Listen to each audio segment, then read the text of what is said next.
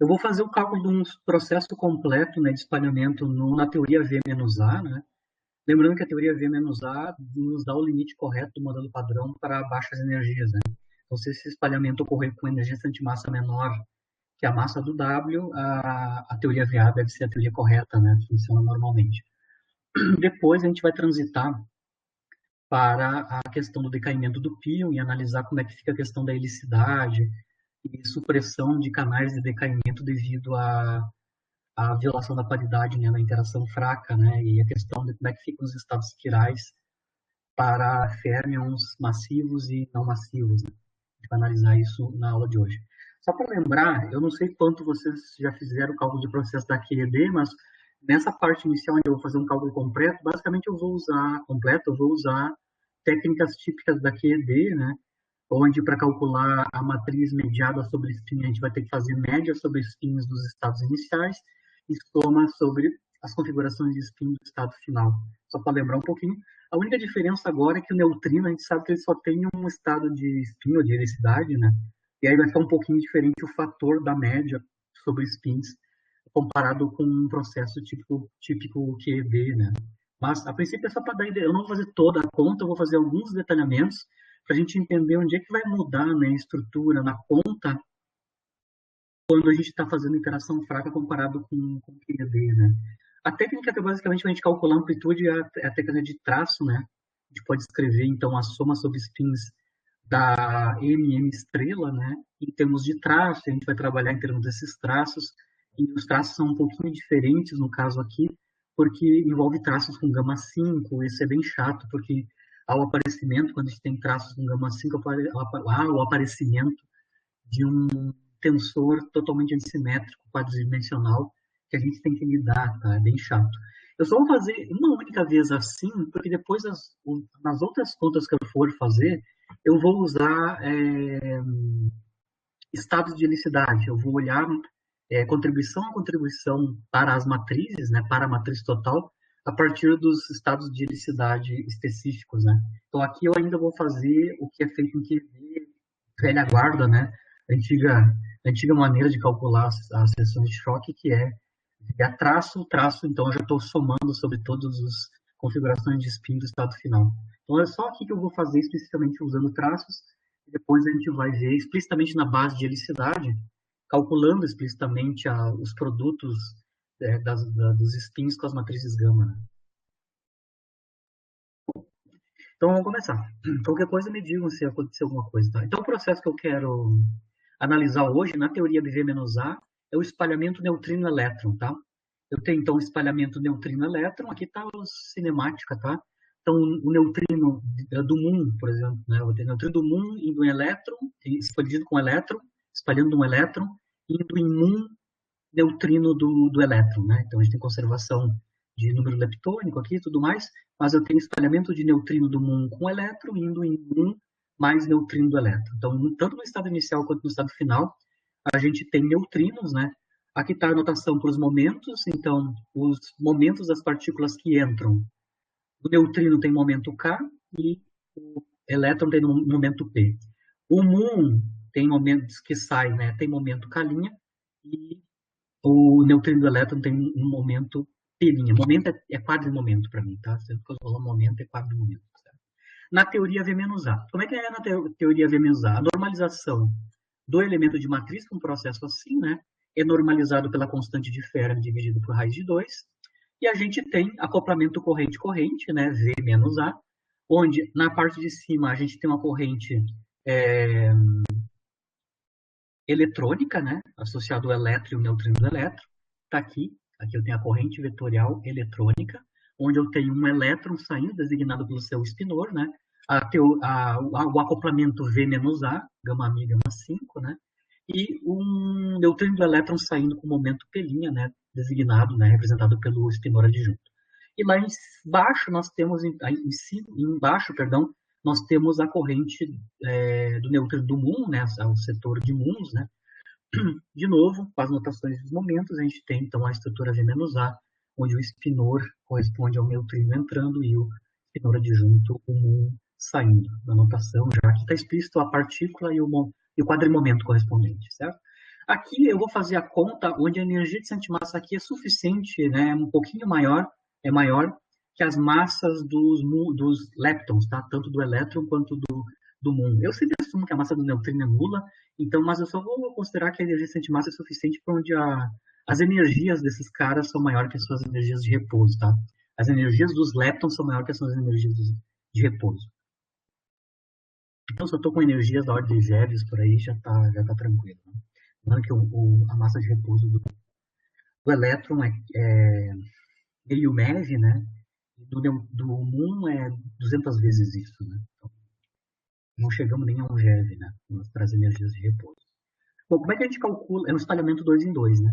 Então, como é que a gente calcula a seção de choque diferencial, né? Do espalhamento 2 no sistema de centro de massa, tá? Então, a minha conta aqui vai ser no CN. Bom, a seção de choque diferencial no ângulo sólido, né? É 1 sobre 64 π ao quadrado, a energia de centro de massa ao quadrado, o S, né? E aqui, então, multiplicado esse fator por a matriz, né? Elemento de matriz quadrado mediada por spin. Então, o barrinha que está aqui em cima, né? Significa que eu vou calcular a amplitude, eu vou fazer uma média sobre spins da configuração de estado inicial, ou seja, as helicidades possíveis no estado inicial, e depois vou fazer uma soma sobre as helicidades possíveis do estado final, tá? Se fosse só, eu vou só comentar muito rapidinho essa questão das médias de estado inicial, né? Qual é que é a média, qual é que são os estados possíveis de helicidade aqui no estado inicial, tá? Se eu tivesse 2 elétrons ou 2 muons, né, onde cada um deles, como eles são massivos, podem ter helicidade esquerda e direita, tanto o elétron quanto o muon, né, eu teria no estado inicial até 4 possíveis estados de helicidade iniciais, tá? Que seriam esquerda-esquerda, direita-direita, esquerda-direita e direita-esquerda. Isso para as configurações de spin e helicidade do estado inicial. Então, em geral, na QED, a média sobre spin, se eu estou com férmion indo em férmion, né? 2 férmions indo em 2 férmions, ou antiférmions, né? Em geral, a média é 1/4, porque eu tenho 4 possibilidades para estados de helicidade para as duas partículas entrando, né? No caso aqui, no caso da interação fraca, como eu tenho um neutrino aqui eu vou ter um único estado de helicidade associado ao neutrino e 2 para o elétron. Então, nesse caso aqui, eu vou usar que a média sobre as helicidades do estado inicial é 1/2 e não 1/4, né? Se eu tivesse dois leptons carregados, por exemplo, via QED. Então, é só isso que muda aqui no ponto de vista da média sobre spins das helicidades, né? Média sobre as helicidades do estado inicial. Então, a Professor, QED pura seria 4 estados, aqui vai ser apenas 2, né? Fale. muda também dependendo do estado final? Por exemplo, se eu tiver um estado final com spin Aqui, nulo, perdão, eu vou... vai mudar porque a gente sabe que só vai sobreviver gente lá, neutrino de mão esquerda e elétron de mão esquerda, né? Mas aqui eu não vou me preocupar com isso, eu vou fazer soma sobre todas as helicidades possíveis do estado final. Eu vou usar a técnica do traço, né? Quando eu estou usando traço, eu estou somando sobre todas as possíveis helicidades, mesmo se o elemento de matriz der zero ou não, certo? Então eu vou somar sobre todas as possibilidades. Então estou imaginando que lá no estado final, a princípio também teria só 2 configurações de estado final, né? Mas eu vou fazer somar sobre todas, tá? Anyway. As partes, algumas dos elementos de matriz vão dar zero, certo? Mas explicitamente sobre a média, sobre as configurações de spin do estado inicial, aqui eu vou trocar 1/4, que é o típico da QED, por 1/2, porque eu só tenho 2 configurações de helicidade, tá? Para o elétron e o neutrino. O neutrino só à esquerda, só L, né? Mão esquerda. E o elétron, vou assumir que ele pode ter mão esquerda e direita do ponto de vista da helicidade. Então, eu só tenho 2 combinações possíveis, né? Esquerda-esquerda e esquerda-direita. Tá? Onde o direito só pode valer para o elétron. E vou fazer soma sobre todas as possibilidades de helicidade no estado final, tá? Para usar a técnica de traço. Depois, Matheus, a gente vai fazer estado a estado. Eu vou construir as amplitudes como sendo as amplitudes de helicidade. Eu vou abrir explicitamente os estados de helicidade, estado puro e estado de helicidade. Certo? Aqui eu vou passar a régua. Né? Vou passar a régua e vou fazer a soma sobre todas as configurações de helicidade do estado final. Certo? Como eu estava comentando, É só dessa aula aqui que eu vou usar a técnica tradicional da QED, né? Onde a gente faz soma sobre todas as possíveis somas sobre helicidades do estado final. No caso da QED, né, seriam 4 também, né? Seriam 4 estados possíveis, né, para o estado final. Dada uma configuração de estado inicial, eu teria mais 4, para cada uma delas eu teria mais 4 possibilidades para o estado final, né? Certo? Então, quando eu estou calculando a matriz quadrada, com a barrinha, eu estou fazendo média sobre spins iniciais e soma sobre os spins do estado final. E, obviamente, aí tem que vocês... Aí, como a turma é muito misturada, eu não sei, tá? A gente pode mostrar, isso no Griffiths, né, o capítulo de QED faz, né? A gente pode mostrar que o string, né, de spinores e matrizes gama, né? Quando a gente faz soma sobre spins do estado final, as configurações de helicidade do estado final, eu posso transformar aquela string de spinores e matrizes de Dirac, né, somadas sobre spins, eu posso transformar aquela string somada em traços, tá? Em traços mantendo a mesma estrutura. Claro que nos traços, quando eu transformo para traço, aparecem aqui os momentos das partículas slash, certo? Então eu vou dar um pulo aqui, eu não sei se todo mundo já viu alguma vez, sobre o truque de Casimir, o Casimir trick, né? Transformar string somada sobre spins em traços, tá?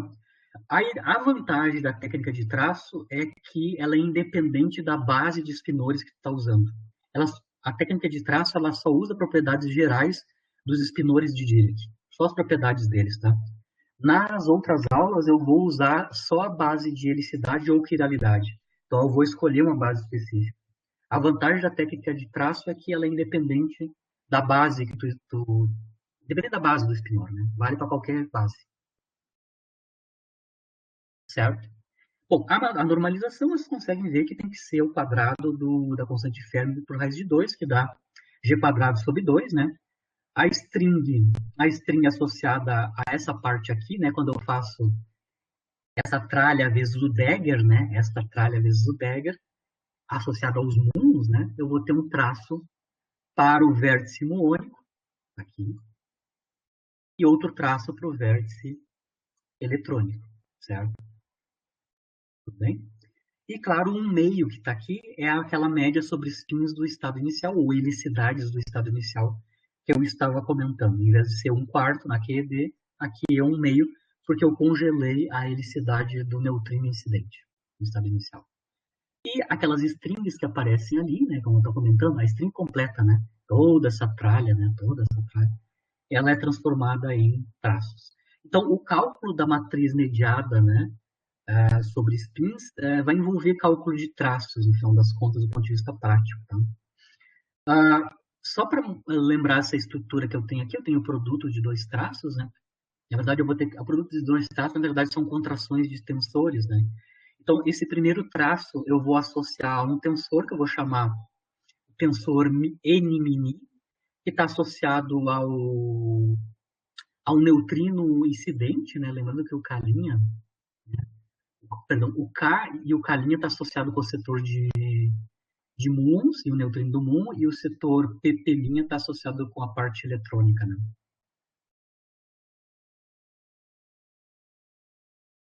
Então, K e K',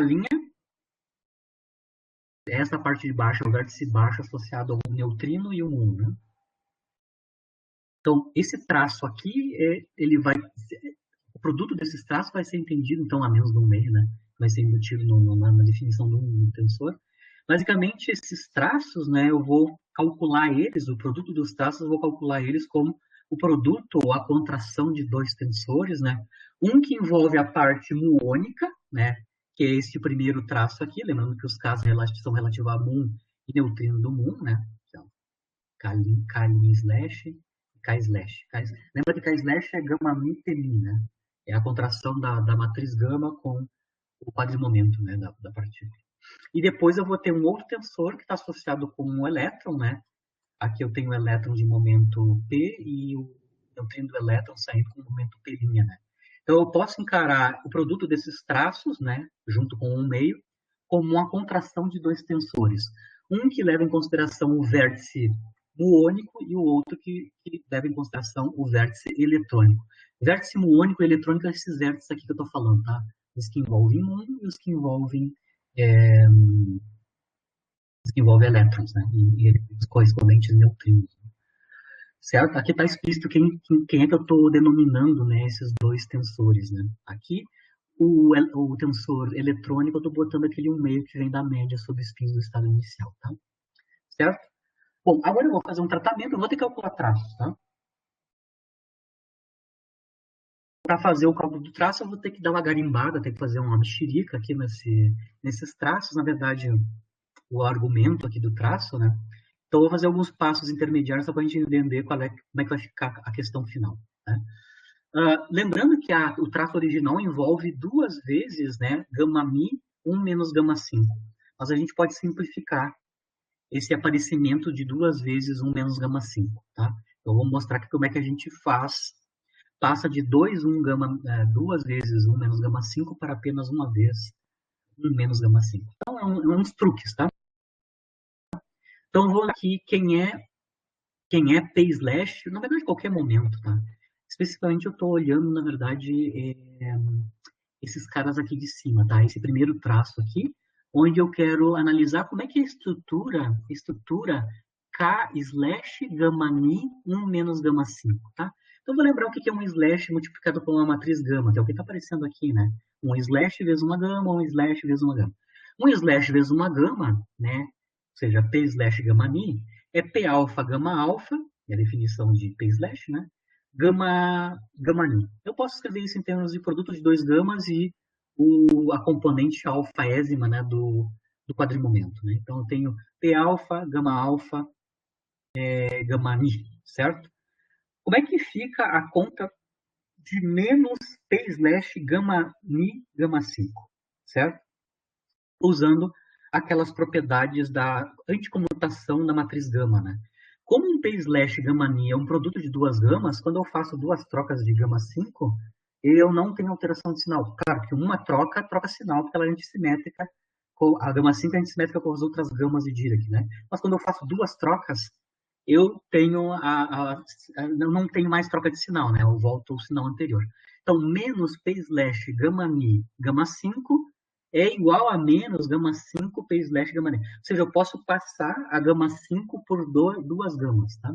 E é o que eu vou fazer aqui nesses traços. Por exemplo, nesse primeiro traço que está definido o tensor N-mini, né? Eu posso passar esse gama 5 por finalzinho, tá? Quando eu passo esse gamazinho por finalzinho, tá? Eu estou ensanduichando no miolo ali 1 menos gama 5 ao quadrado, né? Depois que eu passei este cara aqui para o fim, eu fiquei com 1 menos gama 5 vezes 1 menos gama 5, que é 1 menos gama 5 ao quadrado, certo? Quem é 1 menos gama 5 ao quadrado? Bom, é a identidade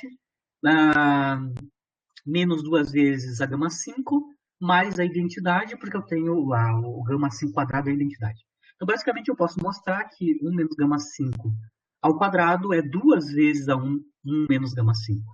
Tá? Então, esse traço aqui, que envolve a definição do tensor N-mini, que é a parte do neutrino do mundo, parte setor de vértice muônico, né? Eu posso transformar esse traço que tem toda aquela complicação ali, onde eu vou ter apenas 1 menos gama 5 e um fator 2 que vai sair para fora do traço, que vem desse fator 2 aqui na minha conta. Tá? Então, o N-mini, que tem esta cara inicial, pode ser escrito então como 2 traço, lá, lá, lá, lá, lá, lá. Então, nas pontas, eu vou ter os slashes, como eu falei, né? E no miolinho sobra só 1 menos gama 5. Propriedades dos traços, né? Como eu tenho dois termos aqui, eu vou calcular dois traços, né? No tensor N-mini. Um deles não envolve gama 5, um deles envolve gama 5 no traço. Então, o último truque que eu usei aqui, no último termo, tá? Não sei se vocês lembram como é que é a questão dos traços, né? Traço de AB igual a traço de B menos A. Tá? O segundo termo seria K' gama mi, gama 5K, gama ni, certo? Eu posso inverter as ordens, né, em torno, ou seja, eu posso pegar este cara aqui, né, e botar na frente desse. Então, esse aqui seria o meu A, este cara aqui seria o meu B, e eu posso inverter a ordem no traço. Então, vocês conseguem ver aqui que tem o gama 5 na ponta, porque eu troquei a ordem, né? Em vez de calcular o traço AB, eu calculei o traço BA. Então, no traço BA, eu tenho o gama 5 na ponta, né? Gama 5 na ponta e o resto, né? Certo? Puxa essa tralha toda para cá para a ponta e lá no finalzinho ficou o Calinha vezes gama mi. É as diracologias da vida, tá? Produtos de traço. É só para vocês entenderem como é que é o passo a passo do cálculo dos traços dos tensores que eu vou contrair depois. Tá? Mas igual aqui no tensor, a parte leptônica, mônica, eu tenho dois traços a calcular. Um deles envolve gama 5 e o outro traço não. O traço que não envolve gama 5, isso aí a gente lista, prova, né? Traços de matrizes gama, né? Aqui a gente tem traço de 4 gamas, né? A menos dos quadrimomentos, né? Tem traço de 4 gamas. Os traços de 4 gamas já são bem conhecidos como calcular, né? Traços de 4 gamas. A gente pode construir, então, isso em termos da métrica e das componentes, né? Dos quadrimomentos, componentes mini dos quadrimomentos que estão envolvidos, que no caso aqui é o K' e o K, né? Que são os quadrimomentos do mundo e do neutrino do mundo. Né? Então isso é 4 vezes, isso é padrão, né? 4 vezes K', slash mi, K' mais, acho que não tem slash aqui, né? É o K' mi, K' mais K' mi, K' mais a métrica, que quadrado é a diferença entre o K' e o K', né? Certo? Isso é o padrão, né, de traço de 4 matrizes envolvendo os slash momentos, né? Quadrimomentos, isso aqui sempre vai aparecer na QED, e na QED não aparece a gama 5, os traços que a gente vai calcular são sempre desse tipo, né, que envolve apenas matrizes de Dirac. A novidade aqui numa interação fraca é o aparecimento devido ao caráter axial também, né, da interação fraca, aquela parte que é axial, eu tenho que calcular traços com gama 5, né? Que é esse segundo traço aqui, certo? Então aqui eu tenho 4 gamas mais a gama 5, né? Certo? Aqui um traço com gama 5 e mais 4 matrizes gamas, que é o caso aqui, né? Eu tenho 1, 2, 3, 4 matrizes gamas mais a gama 5 calculando traço. Tá? Isso envolve, né? Isso envolve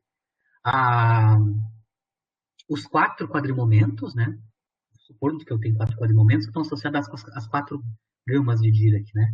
A, B, C, D, 4 slashes, e o I, e também um tensor antissimétrico de dimensão 4. Então, no traço da gama 5, vai haver o aparecimento de um tensor antissimétrico de dimensão 4, que é a novidade da interação fraca nessa parte axial, que é a novidade. Né? Na parte vetorial, é igualzinho na QED. Então, só tem esse inferno que é esse tensor completamente antissimétrico de 4 dimensões. Tá? Só para lembrar as propriedades desse tensor de 4 dimensões, que eu vou deixar na lista para vocês fazerem detalhes, mas as propriedades deles se eu tenho epsilon 0, 1, 2, 3, só para lembrar, ele faz o papel do tensor de Levittive, tá, no caso 4D aqui, tá? Então, se eu tenho epsilon 0, 1, 2, 3 e todas as permutações pares desta ordem aqui, o elemento desse tensor, né, o elemento de matriz representativa desse tensor é mais 1. Se eu tenho epsilon 1, 0, 2, 3, ou seja, uma permutação, ou todas as permutações ímpares, né, da ordem original, eu vou ter menos 1 como o valor dos elementos do tensor e 0 nos outros casos. Então, só para lembrar que ele é tipo o Levittive, tá, né, com relação às permutações dos índices. Né? Ele é chato. Tá? Eles têm propriedades específicas. Tem a ver uma coisa com a métrica também, né? Só para lembrar, eu troco o sinal se eu estou vendo a versão covariante da contravariante desse tensor, né? Então, por exemplo, se eu tenho 0, 1, 2, 3 embaixo, que é o covariante, né? Sendo mais 1 o valor do elemento, quando eu troco para a contravariante, isso dá menos 1, né? Então tem troca de sinal quando sai de baixo para cima, né? Na notação. Mas, igual, é um tensor antissimétrico igual ao Levittive. Ele obedece propriedades, né? Explícitas, né? Que depois a gente vai utilizar. E na contração, né, dos tensores, esse tensor antissimétrico vai aparecer tanto no tensor N quanto no tensor E, né? Porque o tensor E também envolve neutrinos, então é VA também, e aí também vai aparecer um epsilon de 4 dimensões lá também, né? Naquela tralha, certo? Esses tensores, quando a gente for fazer a contração, a gente vai precisar uma das propriedades das contrações deles, que é esta daqui, tá? Essa propriedade da contração desses dois tensores antissimétricos que a gente vai ter que fazer, eles relembram um pouco a cara da contração, né, do produto de dois tensores de Levi-Civita, tá? Então, se eu tenho os dois tensores de Levi-Civita, tá? O epsilon IJK e o epsilon, produto epsilon ILN, então onde o primeiro elemento é igual a I, né? Isso pode ser calculado como determinante, né, onde os 2 por 2, onde os elementos desse determinante 2 por 2, dessa matriz que eu vou calcular o determinante 2 por 2, envolve deltas dos índices, né? Então, eu tenho esse produto, então, é delta JL, delta KM, etc, etc. Então, tem propriedades dos tensores antissimétricos de terceira ordem. Os de quarta ordem também vão obedecer coisas parecidas, né? Deltas parecidas. Então, aqui eu vou colocar explicitamente, depois eu peço que vocês façam na lista explicitamente, né? Se convença explicitamente que essa propriedade é verdadeira. Né? Isso a gente vai precisar para quando a gente for fazer a contração do M-mini com o E-mini. Né? Ambos aparecem em épsilons, né? Lembrando, no N-mini os índices estão embaixo e no E-mini os índices estão em cima. Tá? Então, essa é uma propriedade que eles obedecem. Esse produto aqui vai dar essa contração, né, na verdade. Não, epsilon mini alfa beta mini gama delta é menos 2 fatorial, determinante da matriz 2 por 2, onde os elementos da matriz 2 por 2 também são deltas, né? Como no caso 3 por 3, certo? Então, a gente vai precisar dessa propriedade aqui quando a gente for calcular as contrações, né? Certo? Então, aqui está a forma explícita do N-mini, né? Onde está a parte vetorial e a parte axial dos traços, né? Ou seja, aqui eu já calculei os dois traços, ou seja, voltando, multipliquei 2 por os 4 que aparecem aqui, então dá o 8 na ponta e o que sobrar sobrou, né? A parte vetorial e a parte axial. Tá? Na parte axial, né, vai aparecer os dois momentos, né, dos muons e do neutrino do muon, né, que é K e K', né, com esses índices. Tá? Depois eu vou deixar uma folhinha como é que eu passo da expressão geral aqui do traço para o caso particular, onde os nossos slashes, só tem dois slashes, né, que é o K, o primeiro e o terceiro. Né? Só o A slash e o C slash aparecem, e os outros dois, basicamente, são as matrizes gamas apenas. Né? Eu vou só dar um pulinho aqui, só vou mostrar para vocês como é que é a historinha. É isso aqui, ó. No nosso caso particular, né, o que a gente tem de estrutura é isso, a gama 5 com essa estrutura, né, certo? Onde a gente tem o slash associado com um momento associado com esse cara, e o momento associado com esse cara eu vou assumir como 1. Então é A, B, C, D, só o A e o C que vão entrar aqui na jogada, no aparecimento dos momentos, né?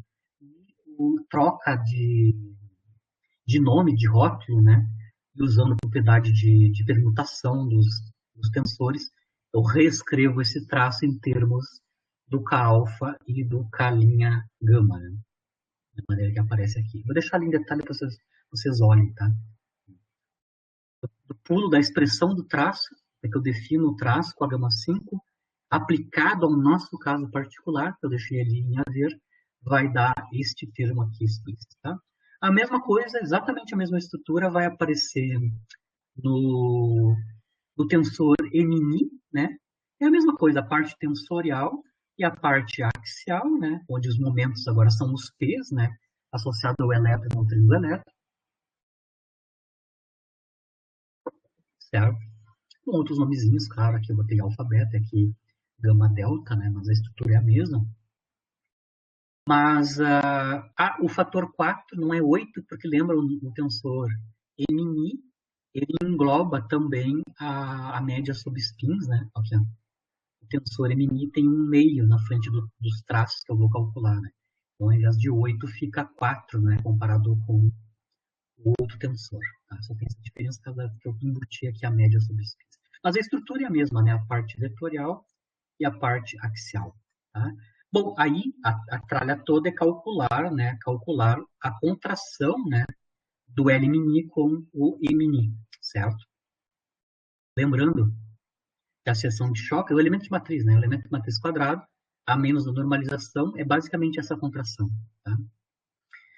Antes de fazer a contração, eu vou trabalhar um pouquinho mais, discutir um pouquinho mais, porque eu não preciso contrair todos os termos, tá? Graças a Deus.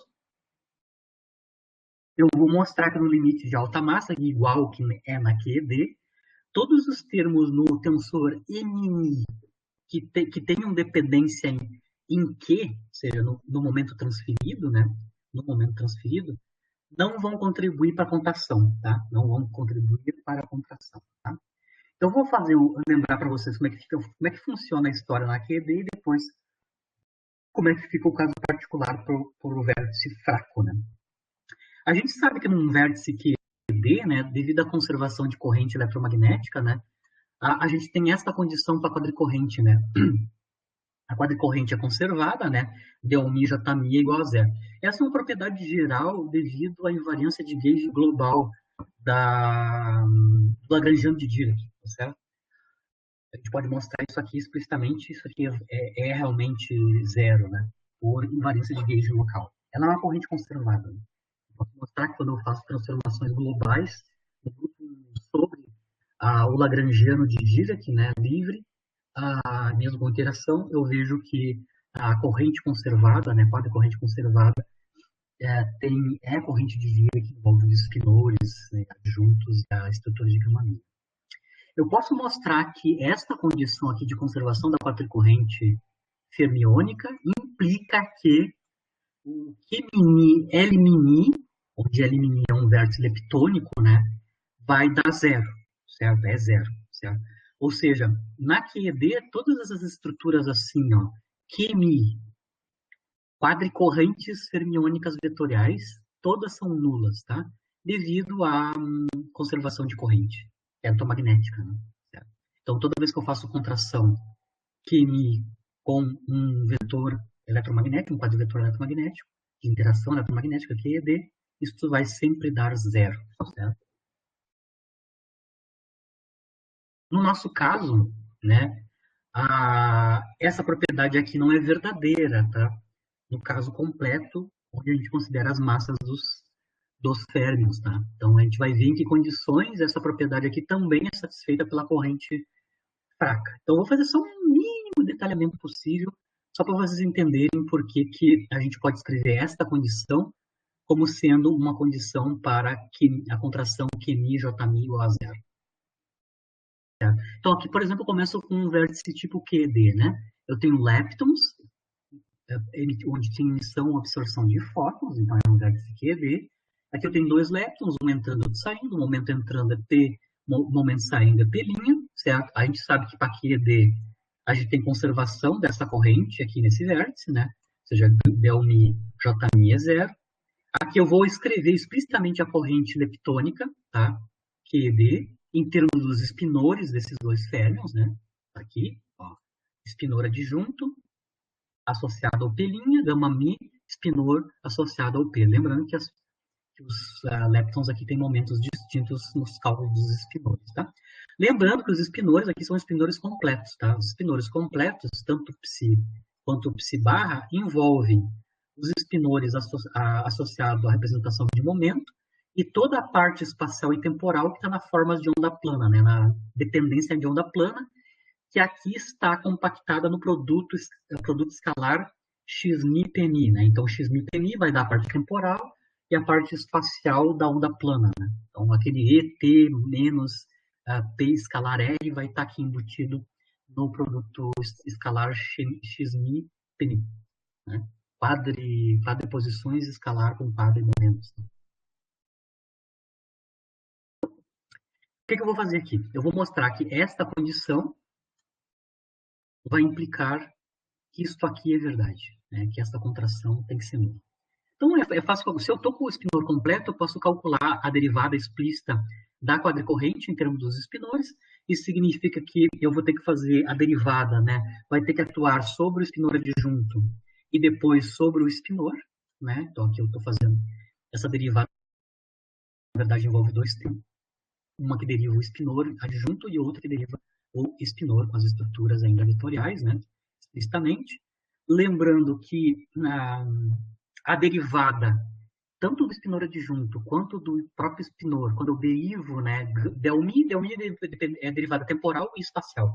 A derivada temporal e espacial só vai atuar na dependência de onda plana, né? Então, quando eu derivo, por exemplo, o espinor em del-mi, ou seja, nas coordenadas, né, nas quadricoordenadas, essa derivada é a própria onda plana, né, a própria exponencial complexa e π-mi, certo? A mesma coisa para o espinor adjunto, né? Quando eu derivo em mi o espinor adjunto, o que sai é a própria dependência de onda plana a menos de menos π-mi, certo? Então, eu posso mostrar que quando eu aplico as derivadas sobre os espinores, tanto o adjunto quanto o espinor mesmo, né? O que eu obtenho no final das contas, né? As derivadas viram produto do momento, né? P' e P, multiplicado pelo próprio espinor correspondente, certo? Acho que eu troquei esse nome aqui, mas lembrei. O que eu vejo depois de fazer a derivação nos dois termos é que eu obtenho a forma da corrente usual em cada um dos termos, né? A menos, né, isso pode ser fatorado, a menos de I e a diferença dos quadrimomentos. Então, eu tenho a corrente de Dirac original, depois que eu fiz a derivada, né? E multiplicado pela diferença dos quadrimomentos, né?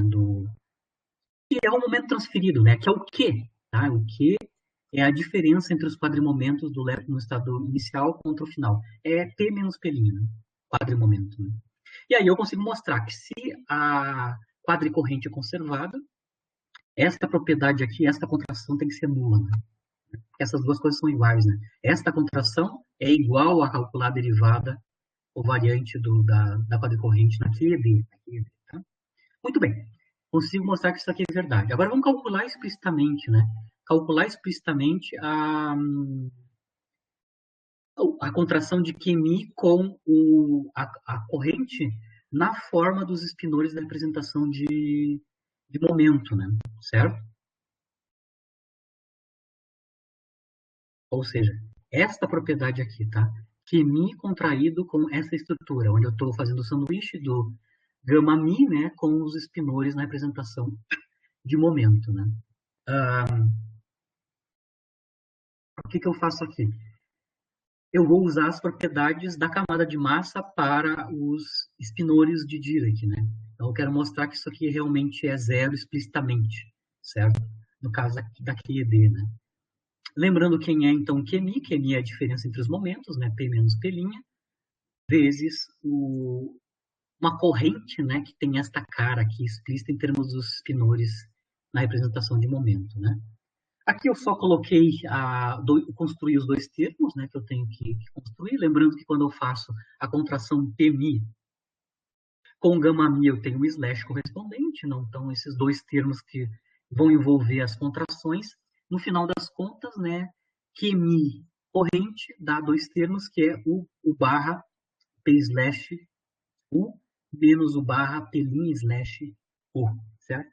E aí sim eu vou usar, finalmente, a condição, que é chamada condição de camada de massa, né, para os espinores. Se vocês lembrarem lá das diracologia, né, da teoria de Dirac para espinores.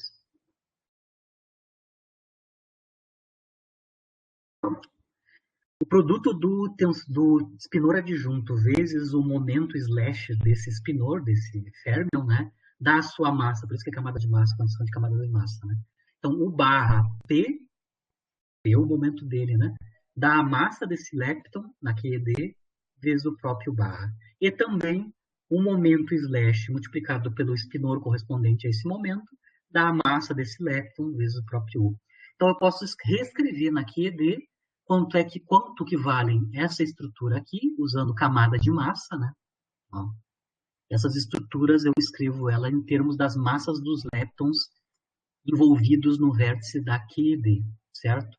Então, aqui eu consigo mostrar, no final das contas, que esta contração aqui é justamente zero na QED, porque basicamente ela envolve a diferença das massas dos leptons no vértice da QED, multiplicado pelo espinor adjunto vezes o espinor U, certo? Essa diferença aqui é sempre zero para um vértice QED, porque um vértice QED, como eu tenho emissão de fóton, o lepton, né, se mantém o mesmo, eu não tenho troca do sabor leptônico, né? Então, se eu entro um elétron um, eu saio um elétron um num vértice QED, então automaticamente as massas que estão entrando nessa corrente aqui fazem com que esta contração aqui seja nula automaticamente, porque os férmions são iguais, né? Tem mesma massa, né? Um vértice QED. Isso não vai acontecer aqui nos nossos vértices, tá? Porque nos vértices fracos, tá? As massas das partículas nos vértices, apesar de ser leptons, né? Não são iguais. Então, aqui eu tenho um lepton com massa de repouso, um elétron com massa de repouso não nula e um neutrino com massa nula. Um neutrino do muon com massa nula e um muon com massa não nula. Então, eu não espero que aquela contração QMI corrente desse vértice, né? Corrente fraca desse vértice, vá dar zero, tá? Eu vou ter que ver que limite isso dá zero. Então, eu vou fazer essa continha de novo no caso do vértice fraco. Então, aqui eu vou analisar se a contração do QMI com a corrente fraca, leptônica, dá zero ou não, em que condições ela dá zero. Então, vou analisar a nova corrente. Vou fazer em detalhe aqui o caso de um vértice fraco. Por exemplo, eu tenho um neutrino e um muon, e o vértice é com W, né? Por isso que eu troco o flavor, né? Eu troco o tipo de partícula, né? A carga, né? Do lepton, considerado num vértice de interação fraca. O que eu vou fazer agora é explicitamente a contração QMI e um vértice típico da interação fraca, né? Que é vetorial menos axial, certo? Então, aqui, no final das contas, eu vou ter que fazer duas contrações, né? A contração do QMI com a parte vetorial e a contração do QMI com a parte axial, certo? A parte vetorial é igual a QED, usando a condição de camada de massa como eu fiz, cópia carbono dali. Só que os leptons, né, que estão envolvidos na parte vetorial têm massas distintas, certo? Então aqui, por exemplo, o cara que é K' e K vão corresponder ao neutrino e ao muon, quando eu for impor as condições de camada de massa aqui naquela diferença na parte vetorial. Tá? Então, a contração da parte vetorial QMI, parte vetorial, é proporcional à diferença de massa do neutrino do muon com a massa do muon. Tá? A parte axial tem um outro fator, né? Não é exatamente a mesma estrutura, né? Não é o barra U, como é no caso da QED vetorial, é o barra gama 5U, é outra estrutura. E o fator, usando camada de massa para os férmions, né? De novo, vai aparecer aqui a diferença entre a massa do neutrino e a massa do muon, né? Então, explicitamente, no caso de um vértice QED, a contração QMI com uma quadricorrente fraca tem essa estrutura aqui. Ela não é zero, porque as massas dos leptons não são iguais aqui no caso da fraca, né? Mas se a gente assumir que todos os férmions são ultra-relativísticos, ou seja, se no processo as suas energias são muito maiores que as suas energias de repouso, ou seja, muito maior que as suas massas, tá? A gente pode se livrar, pode desconsiderar o fato que os férmions no vértice, né, têm massas distintas. Eu vou assumir todos eles ultra-relativísticos, onde não interessa a massa, eu vou assumir o limite de massa zero, né? E aí a contração vai ficar igualzinho na QED, certo? O que eu quero dizer com isso? Que a quadricorrente fraca vai ser conservada exatamente como é no caso da QED, e as contrações do QMI com a quadricorrente vai dar zero, certo? Igualzinho como é na QED. Mas isso só é válido, só vai valer no limite de massa nula ou ultra-relativístico para os leptons massivos, né? Que é o limite que a gente está utilizando, né? Eu disse que eu ia fazer a conta assumindo que os leptons massivos são tomados no limite relativístico, né? A energia é muito maior que a energia de repouso, tá? Certo? Feito isso aí, a gente vai impor igualzinho na QED, né? Que a contração QMI, N-mini ou QMI, N-mini vai ser zero. Ou seja, a contração do momento transferido com o vértice leptônico, um dos vértices leptônicos, né? vai dar zero igual a QED no limite de massa nula dos leptons, certo? O último passo é escrever, no caso do vértice E, né, do caso eletrônico, né, do tensor E, né, aonde aparece o momento do férmio no estado final, né, que é P', eu vou escrever tudo em termos do momento, né, o momento transferido. Então, se é P', eu vou trocar por P mais Q, na minha contração, tá? Na minha contração, certo? Lembrando que na minha contração, aonde aparecer P', eu vou ter que substituir por a soma P mais Q, correspondente com o índice associado a ele naquele termo antissimétrico. Então tem que ter cuidado quando eu for substituir o quadrimomento P' pela essa soma, lá na parte axial, né, do tensor, tanto no MI quanto no NMI. Eu posso mostrar depois ali o detalhe que só um dos termos, né, quando eu faço essa substituição, só um dos termos que envolve o que vai restar, tá? Logo você vai entender por que eu não preciso usar os dois termos, é apenas um na parte antissimétrica. Ele vai dar contribuição nula, esse termo primeiro aqui, P gama, P sigma vai dar zero quando ele fizer a contração. Tá? Muito bem, então, se QMI contraído com NMI dá zero, certo? Todos os termos que dependem de QMI no tensor E, que é o tensor eletrônico, tá? Podem ser desconsiderados. Todos os termos que dependem de QMI ou QMI no tensor eletrônico podem ser desconsiderados na contração, tá? Certo? Onde vão aparecer isso? Onde vão aparecer essas coisas, tá? Vão aparecer aqui, quando eu substituir o P' por P mais Q, aqui e aqui. Então, vários termos aqui do tensor eletrônico, né, do vértice eletrônico, vão depender ou de QMIs ou de QMIs. Quando eu fiz a substituição, então, que P' é igual a P mais Q, que vai aparecer explicitamente. Então, quase todos os termos, vários termos aqui do tensor MI vão depender de QMI ou de QMI. Esses a gente não vai precisar levar adiante, né? Porque quando for fazer contração desses termos com o tensor leptônico muônico, vai dar zero. A gente já sabe porque por conservação de quadricorrente no limite de massa nula dos férmions. Né? Então eu posso reconstruir um tensor eletrônico efetivo, né? Onde eu desconsidero todos os termos que são proporcionais a QMI e QMI, certo? Então, o que sobra depois de eu desconsiderar os termos em QMI e QMI, no fim só sobram três termos, né? Três termos, um que envolve a métrica, um que envolve o produto de momentos e aquele termo que envolve o tensor antissimétrico. Né? Então, tem uma simplificação boa aqui do tensor MI, porque ele teria, a princípio,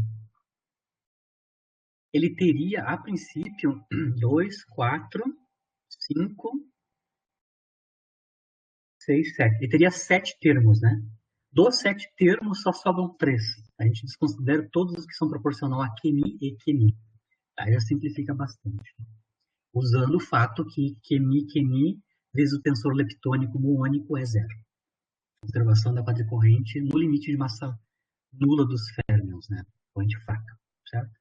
Bom, e aí a gente pode já explicitamente calcular, né, a contração do NMI com MI efetivo, que é simplificado, né, fazendo a conta explícita das contrações dos tensores e dos momentos e dos tensores, né, certo? Lembrando que eu vou sempre reescrever tudo em termos das variáveis de Mendelssohn, né, o resultado da contração, eu vou escrever em termos das variáveis de Mendelssohn para o processo. Né? Então, só para lembrar, as variáveis de Mendelssohn no limite de massa nula, né? De massa muito pequena para os leptons, né? A variável de Mendelssohn S, então, é a soma dos quadrimomentos das partículas incidentes, que é o elétron e o muon, né? Que tem quadrimomento P e K ao quadrado. Isso é aproximadamente 2 vezes o produto escalar Kp, né? Onde K e P são o quadrimomento do muon, do neutrino do muon e do elétron. A variável de Mandelstam U, né, é K' menos P, é o P1 menos P3, né, famoso P1 menos P3. Então é o momento K' menos o momento do elétron. Lembrando que K' é o momento do muon no estado final, né? Isso é aproximadamente, no limite de massa nula dos leptons, né, menos 2 vezes o produto escalar K'-P. E, finalmente, a variável de Mandelstam T, né, é a diferença K', que é o momento transferido no vértice muônico, por exemplo, né, que é K menos K' ao quadrado, no limite de massa nula, né, isso é basicamente menos 2 vezes K', né, que é o momento transferido Q2 que a gente está analisando. Lembrando que esse momento transferido é menor que zero. Lembrando que, relativo às variáveis de Mandelstam, né, a soma das variáveis de Mandelstam, basicamente a soma das partículas envolvidas, né, no estado inicial e no estado final, né, 2 em 2. Lembrando que eu estou usando o limite de massa nula, então a gente sabe que a soma das 3 variáveis de Mandelstam, né, S, U e T, tem que ser zero. Com isso, na verdade, então, apesar de eu ter 3 variáveis, ou seja, 3 invariantes de Lorentz, no caso desse processo, só 2 deles são independentes, né? Então, em geral, a gente escreve as matrizes sempre em termos de 2 matrizes, 2 variáveis de Mandelstam, e em geral é o S e o T, né? A gente sempre reescreve o U em termos do S e do T, usando esta igualdade, né? Que é a soma das 3 dá zero. Já que o U basicamente é o negativo da soma de S mais T. Né? Eu vou começar a fazer a continha aqui para vocês da contração, tá? Lembrando, então, vou fazer a contração do N-, que é o tensor muônico, né?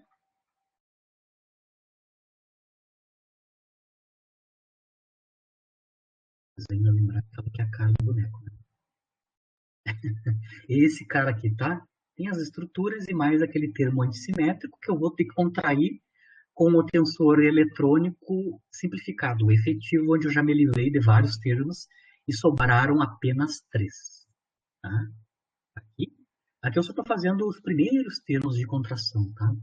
A parte vetorial com vetorial e a parte axial com axial, tá? Então eu estou fazendo os primeiros termos explicitamente aqui com vocês, né? Do N-, com o efetivo, tá? Ah, então, eu vou ter que calcular os primeiros termos. Aqui eu coloquei explicitamente os 2 primeiros termos, tá? Os 2 primeiros termos e o último, que é o da contração da parte antissimétrica, tá? Só para ver os 2 primeiros termos, né? Elas envolvem produtos escalares dos momentos, tá?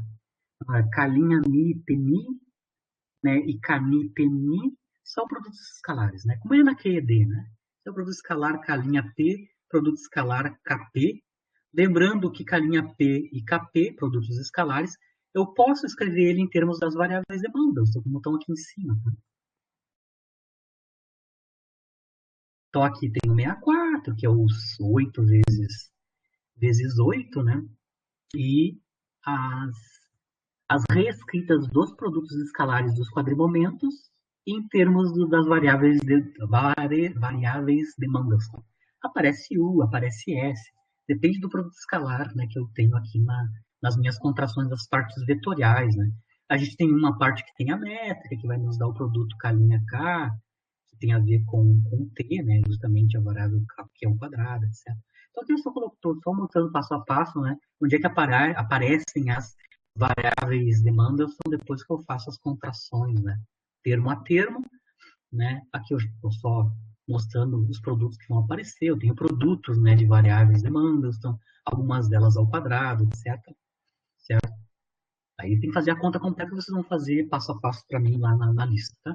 E aqui eu coloquei explicitamente, né, um dos termos, que é o termo que envolve as contrações das partes axiais, né, dos tensores, que envolve, então, aquelas contrações dos vetores antissimétricos, né, um covariante, outro contravariante, tem os 4 quadrimomentos, né, aparece aqui, mas lembrando que a gente vai precisar, naquela contração, né, a gente vai precisar daquela propriedade, como comentei ali, da contração, né? Essa daqui, né? Então, ela pode ser escrita, essa contração, em termos do menos 2 fatorial, o determinante dessa matriz que envolve deltas, tá? Então, eu escrevi aqui explicitamente, coloquei aqui o resultado da contração. Menos 2 fatorial, as deltas, que essas deltas vão ser aplicadas, então, aos produtos dos quatro componentes de quadrivetor que aparece aqui, né? Eu tenho alfa, beta, gama, delta e todos Então, dependendo de como é que eu aplico as deltas, né? Termo a termo aqui, eu vou ter produtos escalares distintos, né? Certo? Bom, depois de um monte de algebrismo que vocês vão fazer, né? Mas eu abri algumas só para vocês entenderem como é que é o início da conta. E a parte mais complicada, no fim, é a parte da contração da parte axial, né? Dos tensores, né? Envolve essa contração e a propriedade correspondente da contração do tensor antissimétrico, né? Eu consigo mostrar que a parte vetorial, né? A parte vetorial, esquece a parte axial, ela vai dar uma contribuição para a contração que é 16 vezes a soma de s quadrado mais u ao quadrado, e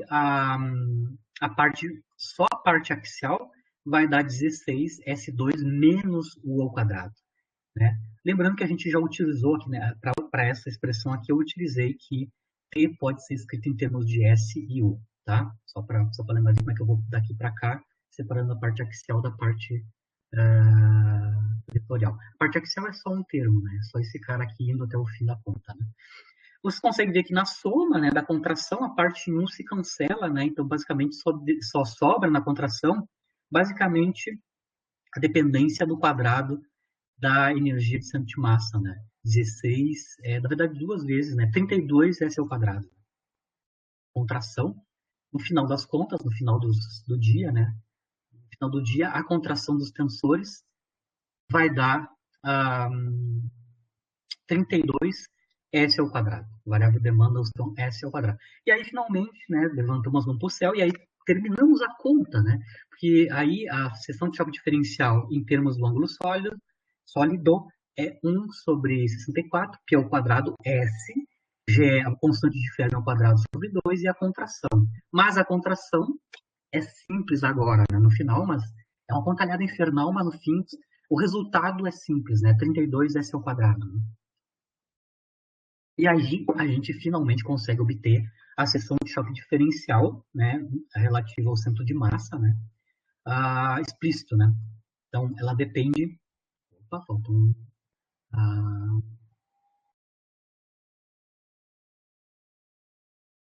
Claro. O 32S ao quadrado, claro, tem um S aqui que cancela, né?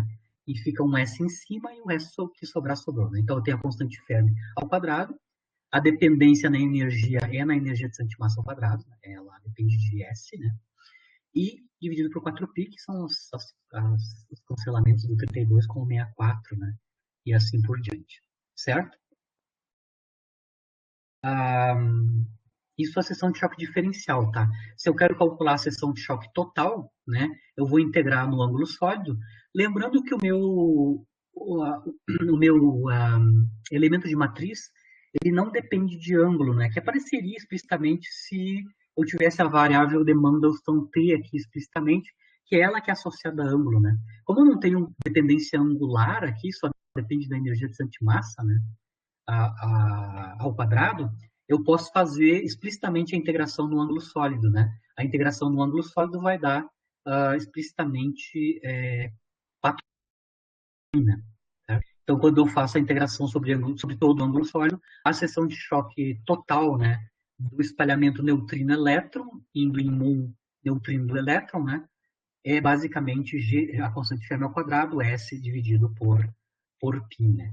Se eu quiser escrever a seção de choque diferencial, eu posso calcular, né, explicitamente, lembrando que a variável de Mandelstam T no centro de massa, né, pode ser escrita em termos do ângulo de espalhamento polar no centro de massa, né, e o momento das partículas, né, na verdade o módulo do momento das partículas no estado final no referencial de centro de massa.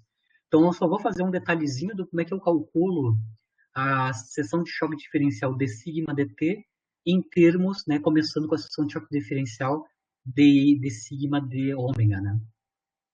Lembrando que t é menos 2t ao quadrado, 1 menos cosseno de θ. É só apenas cinemática, né? Então, no referencial de centro de massa, né, a gente tem as duas partículas incidentes, que é o neutrino e o elétron, né? Eu vou assumir que o neutrino está entrando na direção Z, né, positiva, certo? Correspondente à luz azimutal zero, né? E o elétron em direção contrária ao Z, né? Então, um contra o outro, no centro de massa. Eu tenho espalhamento 2 por 2, né? Conservação de energia-momento, né? O ângulo de espalhamento do neutrino do elétron, que tem momento π', é θ, o ângulo polar θ, e o ângulo de espalhamento do muon é π menos θ, no centro de massa, né? Explicitamente. Aqui eu estou só escrevendo no centro de massa, né? Os quadrimomentos em termos das energias relativas ao centro de massa e o ângulo polar θ, né? Explícito, certo? Então, os momentos, né, do neutrino e do elétron no estado inicial estão aqui, né? O neutrino e o elétron têm energias, basicamente, porque é ultrarrelativístico, né? O P igual ao E, né, desses caras, né? Então, aqui está o momento do neutrino, o momento do elétron, lembrando que o do elétron ele tem sinal menos, né, o trimomento componente 3, o componente Z, e aqui estão os quadrimomentos, tanto do neutrino quanto do muon, no centro de massa após o espalhamento, né? Tudo escrito em termos da energia e do ângulo polar θ, né? Explicitamente. E aí eu consigo calcular quanto é que é a variável demanda Houston T, né? K escalar K' nesse sistema de referência, né? K escalar K' é só o produto escalar desses dois caras, né? Isso é E quadrado, né? É menos, né? Menos E quadrado cosseno θ, né? Isso vai nos dar, então, E2, 1 menos cosseno θ. Lembrando que E quadrado está associado com o momento quadrado das partículas no estado final, né? Eles têm o mesmo módulo, né? O trimomento do neutrino do elétron e o trimomento do muon tem o mesmo módulo, né? O espalhamento 2 por 2 relativo ao centro de massa, né? Então, P aqui é o momento das partículas no estado final no referencial de centro de massa. E a gente vê, então, que o produto escalar K', né, é 1 menos cosseno θ menos o quadrado do momento. E aí a variável demanda Houston T é menos 2 vezes K'. Então, isso é menos 2 vezes P vetor, 1 menos cosseno θ. Né? Lembrando que a seção de choque diferencial, né, o d ômega, né, o elemento de ângulo sólido, envolve a integração sobre o ângulo azimutal e sobre o ângulo polar na forma de d cosseno θ, né, porque é seno de θ de θ que eu posso transformar como sendo a diferencial em cosseno θ. Né? Então, eu posso integrar em φ, θ e assim por diante. Né? Então, basicamente, o que eu obtive aqui, eu posso escrever também a seção de choque diferencial, não só a total, mas a diferencial também, usando transformação de variáveis, né, de ângulo polar para a variável demanda Houston T. Né? Então, eu posso transformar de d sigma de ômega, integrado no ângulo azimutal, né, φ, para a d sigma dt. Né? Então, a seção de choque diferencial é x momento constante de Fermi ao quadrado dividido por π, certo? Explicitamente. Eu acho que tem um S aqui também. Tem um S explícito. Encerrei a conta completa. O resultado que eu queria mostrar, né, é uma conta completa na teoria VA. Qual é que é a dificuldade, né, de obter isso? Onde a novidade no vértice, né, usando o truque de Casimir, né, é o termo antissimétrico que aparece na parte axial, né, do tensor leptônico na interação fraca. Né? Isso aí é que dá a trabalheira adicional comparado com a QED, mas do ponto de vista de cálculo é muito similar ao que a gente faz no QED usual. Né? Então a gente consegue calcular. Essa resposta que eu obtive aqui na teoria V-A é exatamente a mesma resposta que eu obtenho no modelo padrão no limite de baixas energias. Né? Então, para energias menores que a massa do W, né, essa expressão aqui é a correta no modelo padrão também. O limite do modelo padrão é esse aqui, no caso de energias baixas. Né? Aqui eu vou passar para outro processo fraco que a gente vai tentar calcular na teoria V-A, ou no limite do modelo padrão para baixas energias, né? Que é não espalhamento, mas sim decaimentos, tá? Então, vou analisar um decaimento típico, que é o decaimento do pion, né? E analisar como é que fica a cinemática desse decaimento, e a gente vai analisar também a estrutura de helicidade dos leptons no estado final, né? E como é que a gente vai ter supressões, né? Dependendo da massa do lepton no estado final, como é que a gente tem supressões no decaimento associado com aquele lepton específico, tá? Então, vou começar primeiro com cinemática do decaimento de pion, tá? Um pion, então, decai em lepton e um neutrino de mesmo sabor, pode ser antineutrino ou neutrino, vai depender da carga do lepton, né? Mas eu vou fazer o caso geral aqui, onde eu tenho um pion decaindo em lepton e neutrino. Tá? O que eu quero fazer aqui é determinar quanto é que é a energia e o momento desse lepton no estado final. Onde eu tenho, antes, um pion em repouso, então vou usar o sistema de repouso do pion, que decai em duas partículas, um lepton carregado e um neutrino, tá? Decaimento 1 em 2, tá? Como é que eu calculo? E eu quero calcular, então, o momento e a energia desse lepton, tá? Para fazer isso, eu vou usar a conservação de quadrimomento, ou conservação de energia em momento, né? Primeiro, eu vou calcular quanto é que é a energia desse lepton no estado final, tá? Por que eu preciso saber quanto é que é a energia e o momento? Para saber se no decaimento as energias envolvidas nos leptons no estado final, ela se justifica ser ultrarrelativística ou não, certo? Então, eu vou calcular primeiro quanto é que é a energia desse lepton no estado final. Para isso, eu sei que eu tenho conservação de energia em momento na forma dos quadrivetores, né? Um quadrivetor do míon é igual ao quadrivetor da soma, o quadrivetor soma, né, do lepton mais o neutrino, tá? Eu posso escrever o quadrimomento do neutrino em termos do quadrimomento do pion e do lepton, né, aqui a partir da equação original, conservação de quadrimomento. Elevar ao quadrado, lembrando que aqui eu estou assumindo que o neutrino não tem massa, tá? Então, quando eu elevar ao quadrado, o quadrimomento do neutrino ao quadrado é zero, tá? Lembrando que P quadrado é a massa da partícula ao quadrado.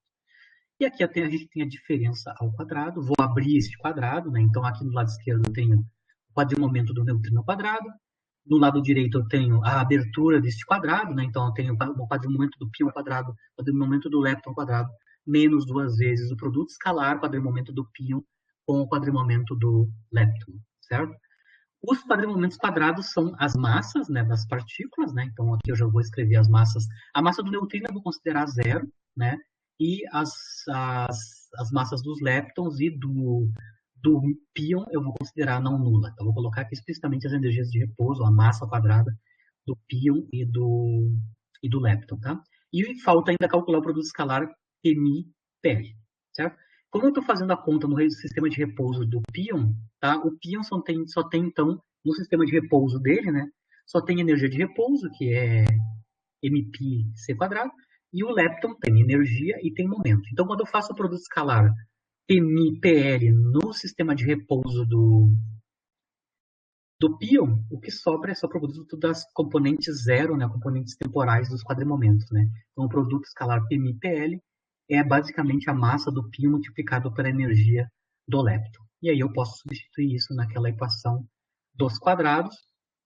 Eu obtenho esta relação aqui, né, onde eu já coloquei quanto é que é o produto escalar PL, né? E aí isolo quanto é que é a energia do lepton, né? A energia do lepton envolve as massas, basicamente do pion e do lepton, e, claro, em unidades naturais, H cortado C igual a 1, né? Basicamente, a energia do lepton só depende das massas, né?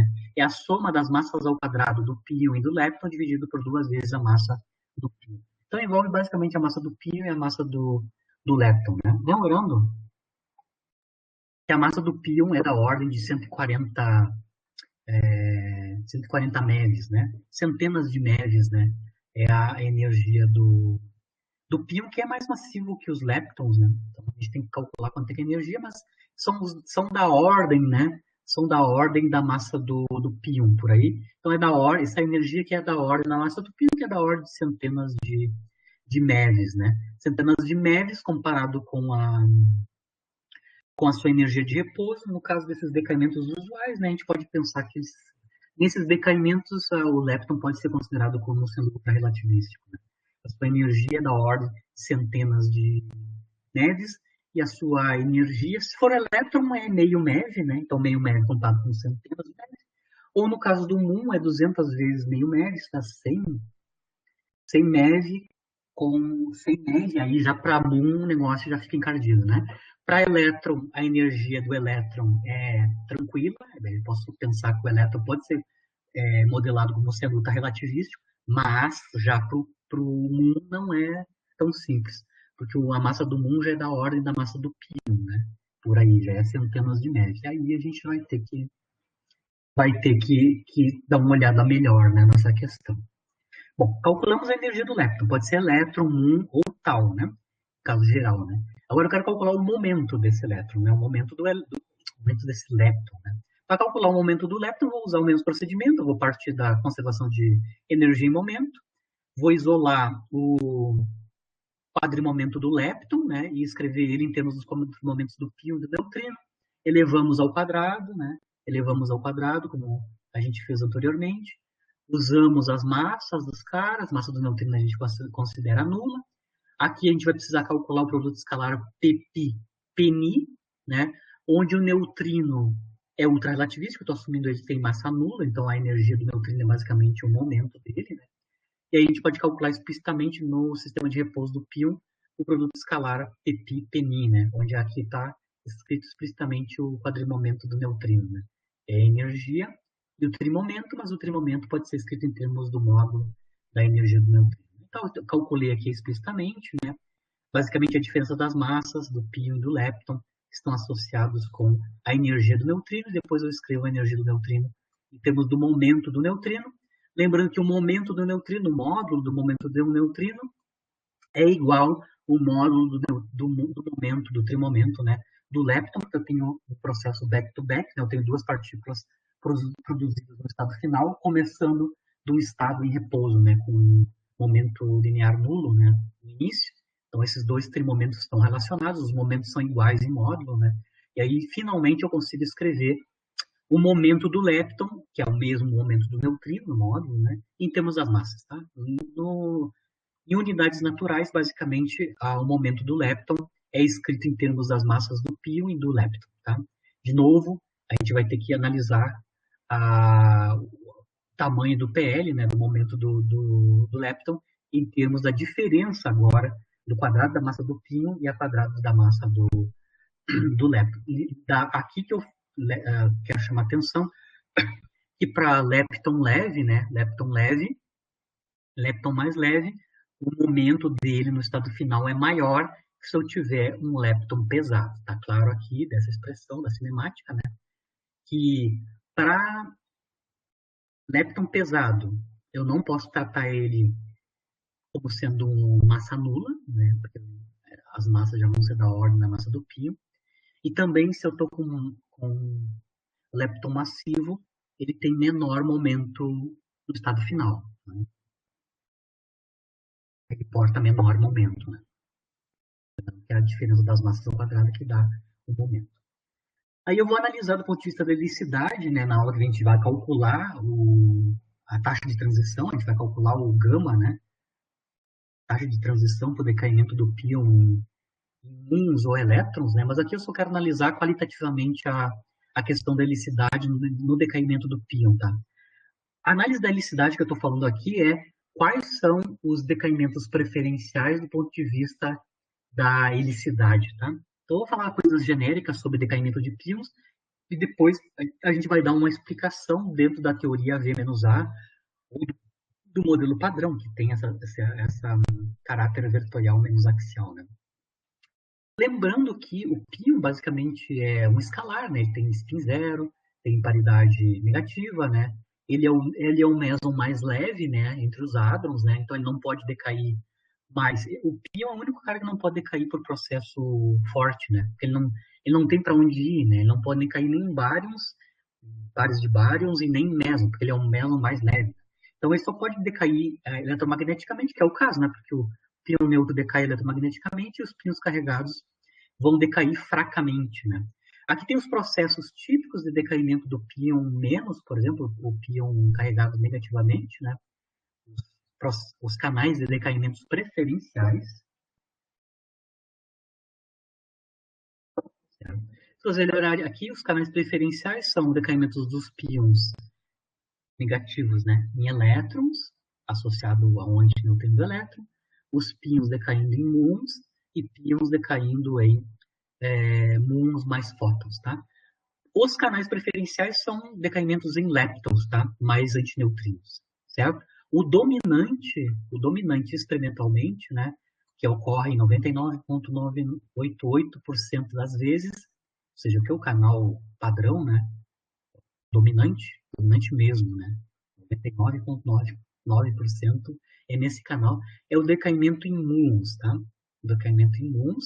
Aqui eu já coloco o valor experimental da razão das larguras de decaimento, que é a probabilidade de decaimento, né?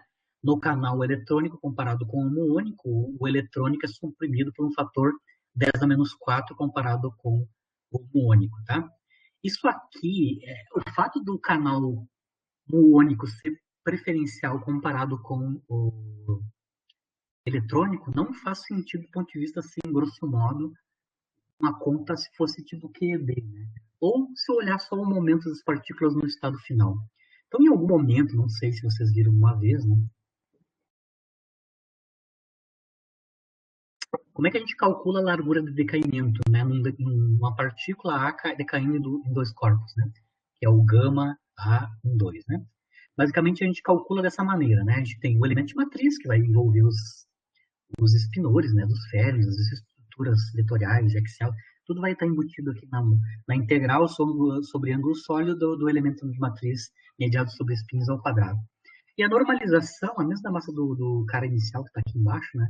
A normalização, né? A taxa de decaimento, ela é diretamente proporcional ao momento das partículas, né? No estado final. O P estrela é o momento no centro de massa das partículas, que eu acabei de calcular aqui, tá? Esse momento que eu acabei de calcular é o momento associado às partículas no estado final. Tanto o neutrino quanto o lepton tem este momento aqui, tá? No caso, o lepton e o neutrino vão ter o momento dado por essa expressão aqui. No caso do lepton, a gente calculou explicitamente em termos das massas. Aqui eu estou abrindo explicitamente, né, no centro de massa, o P estrela em termos das massas das partículas, tá? Massas das partículas. O que eu consigo ver aqui só olhando, claro, a forma funcional de como é que eu calculo a largura de decaimento, né? Se eu tenho comparando um lepto massivo com esquecendo, vamos supor que o neutrino é a partícula 2 e o lepton é a partícula 1, tá? Vamos só focar na partícula 1, que está aqui a massa delas no P estrela, tá? A massa I aqui é a massa do pion, tá? Se eu tenho um cara que é massivo, comparado com um leve, o P estrela é menor, né? Se eu estou com um cara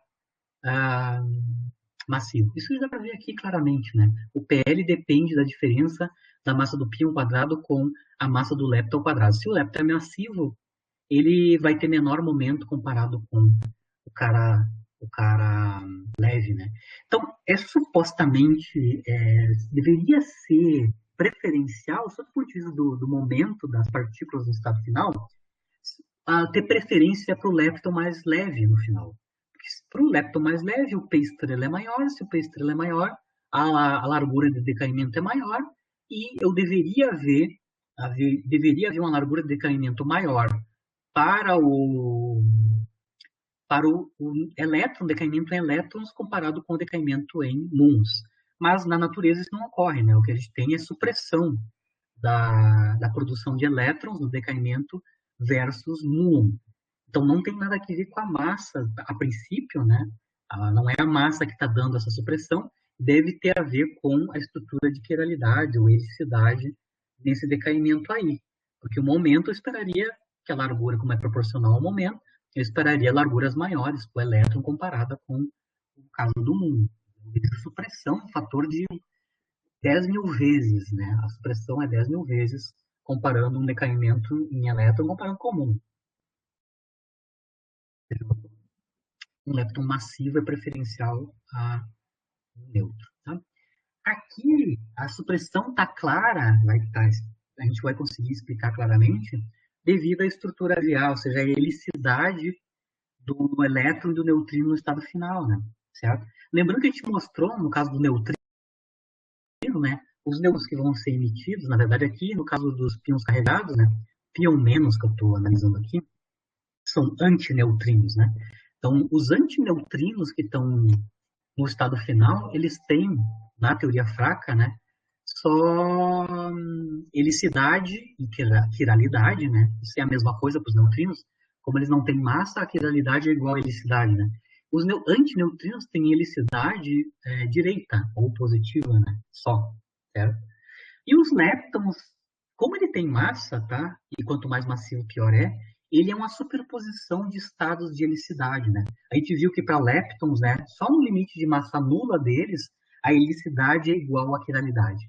Para um cara que tem massa de repouso não nula, um lepton, né, tem massa de repouso não nula, o estado dele, em termos dos estados de helicidade, é uma superposição de estados de quiralidade.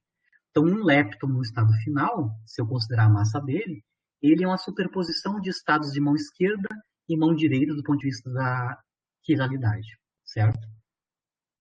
E eu vou ver como é que fica essa questão dos estados de helicidade das partículas que estão decaindo, né? O resultado do decaimento do pi. Por lei de conservação. Então, eu tenho um pi em repouso, decai num lepton carregado, um L-, né? E num antineutrino associado a esse sabor de lepton, né? Lembrando que esse lepton aqui pode ser tanto elétron quanto muon, né?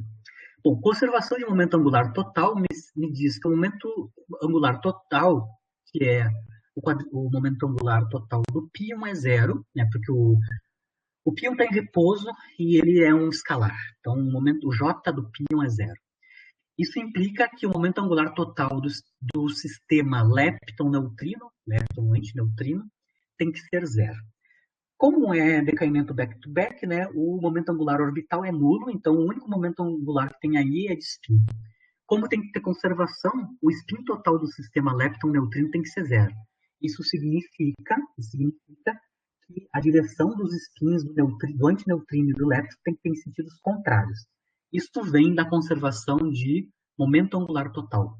A conservação de momento angular total implica que os spins, as direções do spin do lepton, do antineutrino, tem que ser inversas. Tá? E da conservação de momento linear, os trimomentos do neutrino e do antineutrino e do lepton tem que ser inversas também, certo? E aí tudo bem. Aqui eu estou usando conservação de trimomento, né? Designando as saídas, né? As direções de saída do lepton e do antineutrino em termos dos seus trimomentos. Tá? Aqui eu estou supondo que o lepton está saindo para a direita e o neutrino para a esquerda, e aqui estão as direções dos seus trimomentos. Tá? Mas são contrárias, né? Back to back, certo? Contrárias. Só que para o neutrino eu estou amarrado. Tá? A direção é essa para o neutrino, mas a interação fraca impõe, né? Isso a natureza está me dizendo, que o antineutrino tem que ser de quiralidade e helicidade direita. Ou seja, a direção do spin relativa ao momento do antineutrino tem que ser paralelo. Então, a configuração de helicidade do neutrino está posta. É essa daqui, né? Como o spin do lepton tem que ser inverso do spin da direção de spin do neutrino, do antineutrino, automaticamente a direção do spin do lepton tem que ter essa direção, certo? Isso implica que no limite de massa nula, né, a quiralidade no limite de massa nula para os leptons, né, é quiralidade ou helicidade, né, no massa nula direita. Como o antineutrino do elétron é mão direita, o lepton, por conservação de momento angular e de trimomento, a helicidade dele tem que ser direita, certo? Do ponto de vista, se eu botasse massa nula desse férium, a helicidade e a quiralidade, ao mesmo tempo, né, seriam de mão direita. Mão direita. Certo? Mão direita. Então, tanto o neutrino quanto o lepton, ambos têm mão direita. Certo? Só que a gente sabe, né? Isso aqui é em posição de uma lei de conservação muito mais geral, né? A lei de conservação de momento angular total e de trimomento é primordial, é das primeiras leis de conservação que a gente usa, né? Só que na interação fraca, esse lepto que está saindo aqui, do ponto de vista da conservação do momento angular total e de trimomento, ele está com a helicidade errada, né? Na interação fraca, ele deveria ter helicidade esquerda, porque toda antipartícula tem helicidade esquerda do ponto de vista da interação fraca, né? Então dá para ver que esse lepton que está sendo emitido aqui, ele está, pelas leis de conservação, ele está com helicidade errada. Ele deveria ter helicidade negativa, que é o que eu espero de interação fraca, mas ele está com helicidade direita, né? Certo? Na verdade, no limite de massa de repouso não nula, né, a helicidade é uma superposição de estados quirais de mão esquerda e de mão direita, com preferencial para a mão esquerda na interação fraca, né? Certo? Mas a princípio ele está com helicidade errada. Então, o fato de ele estar com helicidade errada faz com que, como os caras que têm massa de repouso, lepton com massa de repouso mais perto de zero, né, mais menor, né, onde eu posso assumir que a quiralidade é igual à helicidade, né, certo? Onde a helicidade e a quiralidade deveriam ser de mão esquerda por imposição da estrutura quiral da interação fraca, né? Ou seja, esse cara que está saindo aqui, no estado final, tem helicidade ou quiralidade diferente da esperada na interação fraca. Então, por isso que a gente tem supressão da produção de elétron comparada com o muon, né? No caso do elétron, como a massa dele é muito leve, a gente pode considerar que a única helicidade dele é a esquerda, e a helicidade esquerda é a helicidade errada por conservação de energia e momento, e automaticamente o elemento de matriz é suprimido, né? Certo? No caso do muon, não. No caso do muon, como ele é massivo, o estado de helicidade dele é uma superposição de estado de quiralidade direita e esquerda, certo? Com preferencial, claro, pela esquerda, né? Mas ele não tem uma parte da sua estrutura de quiralidade está na direção correta, né? Como ele é uma superposição de quiralidade direita e esquerda, o estado final esperado na interação fraca, que é de mão esquerda, está embutido na estrutura de quiralidade desse férmion massivo. Certo? De novo, eu tenho que sempre bater o pé da diferença entre helicidade e quiralidade. Né? A helicidade é igual os estados de helicidade são iguais aos estados de quiralidade só no limite de massa nula, né? Ou no limite onde a massa de repouso dos elétrons não interessa. No caso dos elétrons é o caso. Se o cara é massivo, né, os estados de helicidade de um cara massivo são a superposição dos estados de quiralidade esquerda e direita com pesos, tá? Eu vou deixar na lista para vocês calcularem os pesos explicitamente. Então, um férmion massivo tem o estado de helicidade, uma superposição dos estados quirais. Então, o cara massivo, ele pode ter quiralidade esquerda e direita, com diferentes pesos, mas um desses pesos está com a quiralidade certa, à direita. Então, ele não é suprimido no decaimento, enquanto o elétron é suprimido, porque ele vai estar com quiralidade errada, né? Quiralidade errada no estado final, né? Por conservação de momento angular total e momento linear, certo? Até eu posso mostrar aqui, para um cara que é... Eu vou deixar para vocês calcularem, mas eu posso mostrar aqui o estado de helicidade de um férmion massivo, por exemplo, o estado de helicidade de um férmion de mão helicidade positiva, né? Up, que é designada pelo espinor U flechinha para cima, né? U up. A gente pode calcular explicitamente usando os projetores quirais, né? Então, na decomposição quiral de um estado de helicidade, que é o U-up, a gente pode mostrar, usando os projetores, que esse estado de helicidade U-up é uma superposição de dois estados de quiralidade, o R e o L, certo? Onde os fatores, tá, dependem do momento, energia e massa de repouso deste férmion, tá? Lembrando que aqui nesses fatores tem uma troca de sinal quando eu vou do fator proporcional para a mão direita para a mão esquerda. Tem uma troca de sinal aqui no momento, tá? Vocês conseguem ver claramente aqui que se o cara tem massa de repouso não nula, O estado de helicidade é uma superposição dos estados de quiralidade. Quando eu tomo o limite de massa ou energia muito maior que a massa de repouso, né, certo?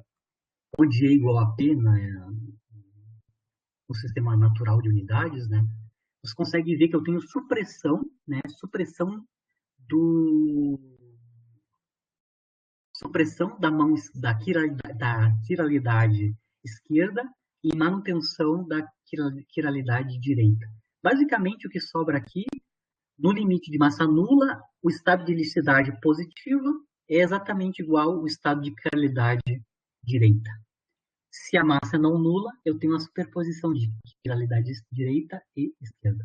E a supressão eu consigo enxergar claramente nos fatores, tá? Eu vou pedir para vocês calcularem essas projeções, certo? Mas eu consigo mostrar aqui claramente que um espinor na base de helicidade, basicamente uma superposição de espinores na base de quiralidade, certo? E essas duas coisas são iguais, né? Essas duas bases são iguais no limite de massa nula. Helicidade direita, helicidade esquerda no limite de massa nula ou no limite ultra-relativístico, né? Explicitamente. E a gente vai mostrar, eu vou calcular isso na aula que vem, né? Explicitamente, né? Que o elemento de matriz, né? O elemento de matriz associado com a transição, né? Que é o pion transitando num par de leptons, que é o caso aqui, né? O pion transitando num par de leptons, que é o lepton e o neutrino, né? Acoplados com um bóson de gauge fraco, que é o W, né? Carregado, vai ter essa estrutura aqui, tá? O elemento de matriz vai depender de 1 menos a parte esquerda, né? 1 menos a razão entre PL e a soma de energia mais a massa, né? Então a gente vai mostrar explicitamente na aula que vem que o elemento de matriz, né? O elemento de matriz basicamente vai ser proporcional à massa do lepton, tá? E quando eleva ao quadrado, isso vai ser proporcional à massa do lepton carregado ao quadrado, e com isso eu consigo mostrar que apesar que os momentos, né, sejam diferentes, os momentos do centro de massa, o elemento de matriz ao quadrado é diretamente proporcional à massa do lepton, né? Então por isso que eu tenho preferência do 1 relativo ao elétron, né?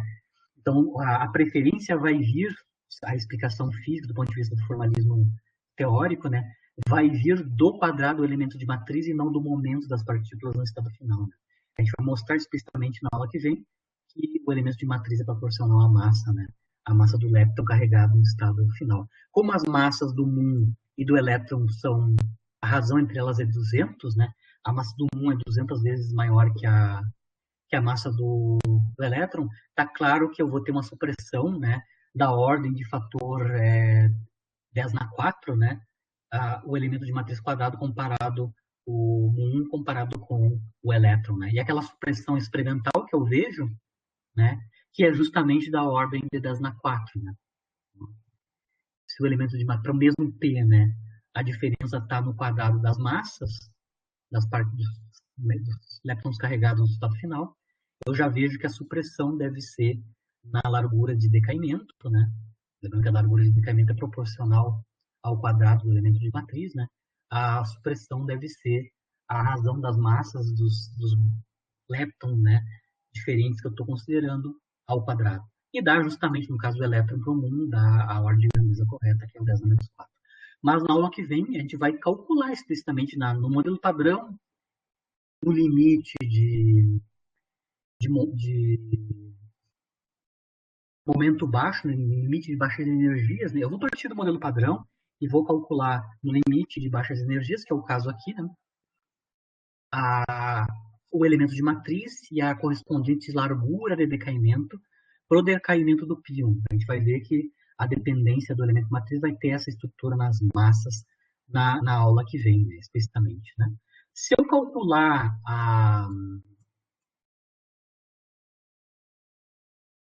as energias correspondentes, né? A gente acabou de fazer a parte da cinemática, né? Aqui eu mostrei que as energias dos leptons no estado final, por exemplo, o lepton carregado, que é o massivo, né? Ele é, no máximo, né? no máximo é da ordem da massa do pion, né? Que é da ordem de 100 MeVs, tá? Então, as energias que estão envolvidas aqui são centenas de MeV, tanto para o neutrino quanto para o lepton. Energias de centenas de MeVs são muito menores que a massa do W, né? 90, quase 90 GeV, né? 10 mil vezes maior. Então, corretamente, eu posso calcular as larguras de decaimento, ou seja, os elementos de matriz, no limite de baixa energia do modelo padrão, né? Que é a teoria VA. Né? Na aula que vem a gente vai fazer explicitamente no modelo padrão, no limite de baixas energias, que está justificado aqui no decaimento do pion, né? O cálculo explícito do elemento de matriz, usando os estados de helicidade, explicitamente. Então, ao invés de a gente calcular a soma dos elementos de matriz usando o truque de Casimir, né, Casimir Trick, onde eu faço a soma sobre todas as configurações de spin do estado final, eu vou calcular o que a gente chama de amplitudes de helicidade. Né? Eu vou olhar cada estado de helicidade, elementos de matriz, elementos de matriz, e vou somar eles. A vantagem é que na interação fraca, poucos dos elementos de matriz sobrevivem, né, devido à estrutura VA na interação fraca. Poucos dos elementos de matriz vão dar contribuição não nula. Em geral, é um ou dois elementos de matriz que vão sobreviver no final das contas. O resto tudo é suprimido na conta, né? Certo? Então, nesses casos fracos, a gente pode escrever explicitamente os elementos de matriz na base de helicidade. E não usar o truque de Casimiro, onde eu tenho que fazer a soma sobre todas as configurações disso. Ou seja, os traços, né? Eu não vou calcular traços. Eu vou calcular explicitamente elemento de matriz que não são muitos, né? A estrutura VA, ela suprime quase tudo, né? Eu só posso ter interação de leptons de mão esquerda e antileptons de mão direita, e nada mais. Né? Todo o resto é suprimido do ponto de vista da corrente fraca, né?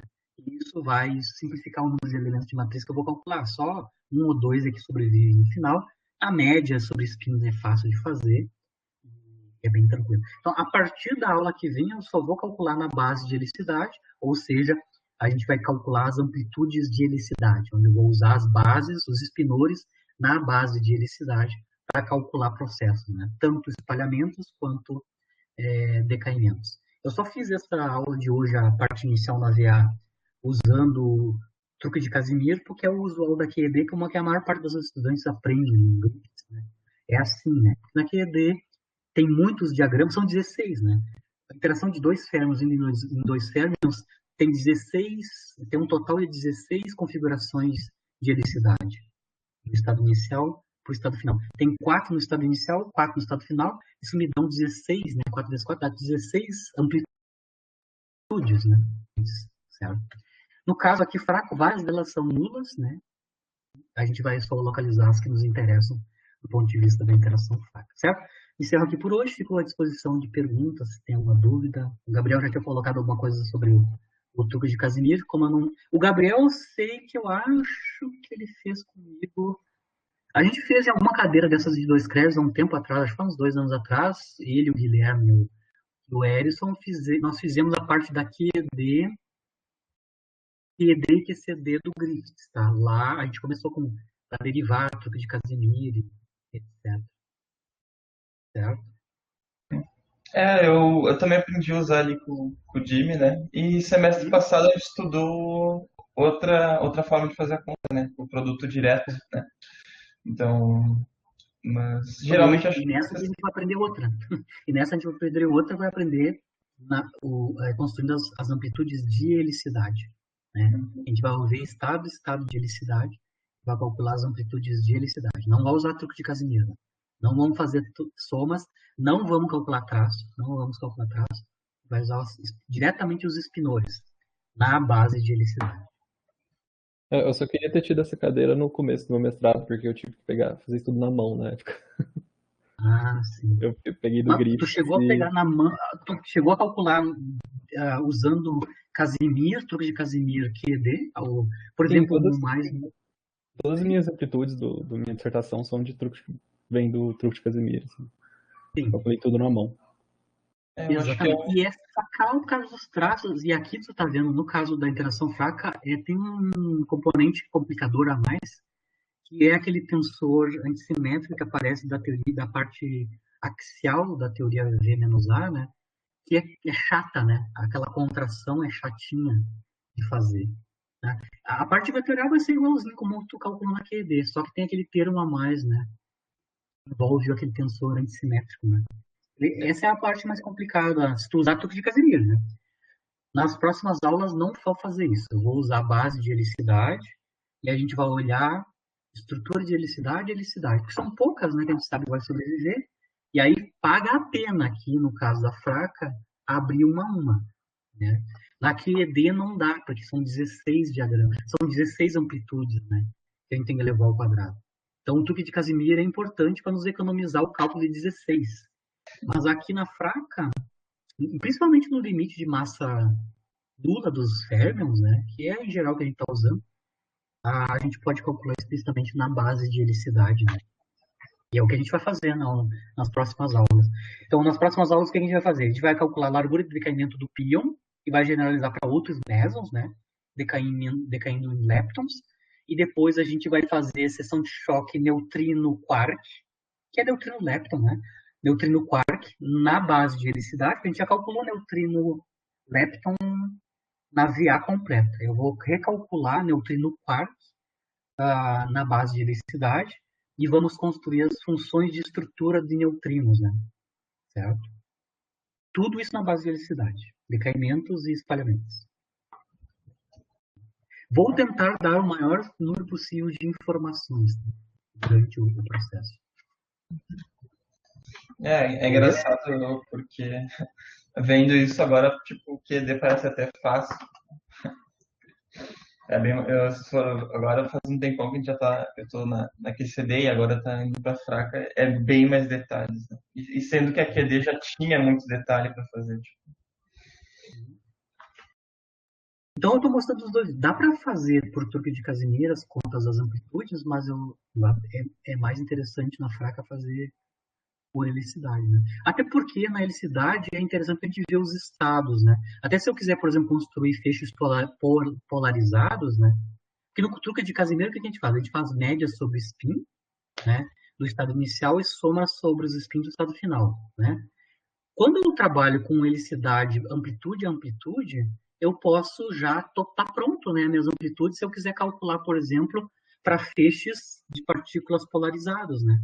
Onde as helicidades das partículas iniciais estão em um estado de helicidade particular, sem ter que fazer médias. Né?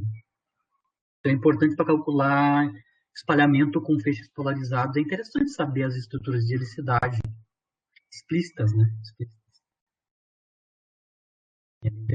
Em geral, a gente está usando os feixes não polarizados, né? Por isso que a gente faz a média sobre polarizações do estado inicial, né? A gente assume que todas elas são equiprováveis, todas aquelas 4 na QED são equiprováveis, e por isso que a gente faz uma média, né?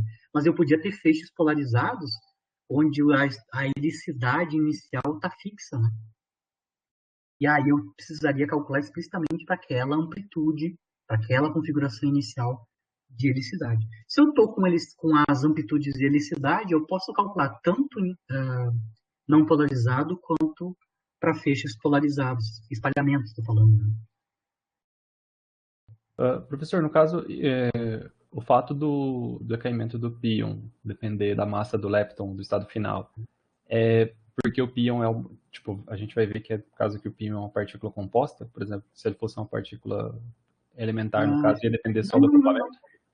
Lembrando que aqui o elemento de matriz, a forma que a gente vai obter na dependência da massa do lepton, né, basicamente vai vir da estrutura VA da interação fraca e da forma dos espinores. Tá?